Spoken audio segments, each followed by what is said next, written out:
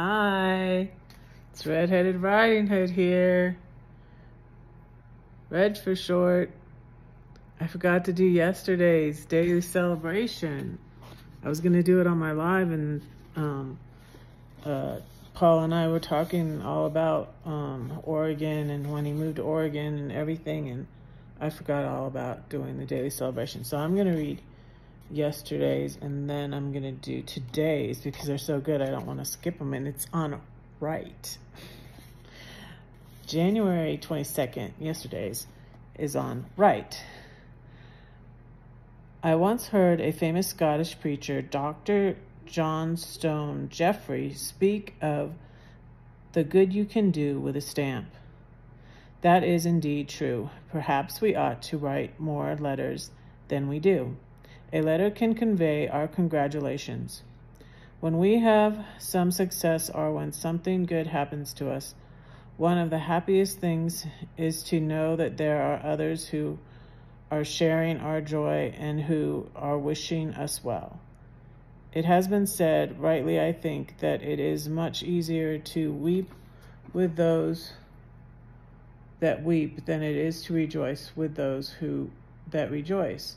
In a world where envy and jealousy are far too common, a stamp can do a lot of good if it tells our friends that we are glad some success or some happiness has come to them.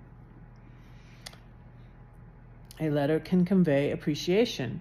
There are few things which uplift a man's heart like a word of appreciation and of praise. Such a word does not make a man proud or conceited. It is much more likely to keep him humble because he is well aware how little he deserves it. Most people have the experience of being depressed and discouraged because they try so hard and seem to achieve so little. Yeah, I feel that way sometimes. A stamp used to tell someone we appreciate his work could often do a power of good. A letter can convey sympathy. There is a sense in which a man must bear his own sorrow and no one can really help him to bear it. Truly, said Jeremiah, this is a grief I must bear it. Jeremiah 10:19. No man could bear it for him. He had to bear it himself. Nevertheless, it is also true that in the day of sorrow there is comfort in the awareness that others are thinking of us and remembering us and sharing sorrow with us insofar as it is humanly possible to do so. A stamp should certainly be used to send our sympathy to someone who is surrounded by sorrows. A letter can convey remembrance.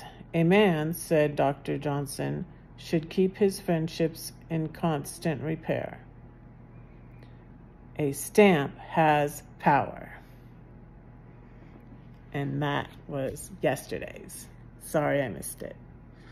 I worked 5:15. I've been up since 4:30. I'm tired. And I just now realized I didn't do yesterday's. And I'm going to do another one, but I'm going to do them separately. So, bye. I'll see you in a minute.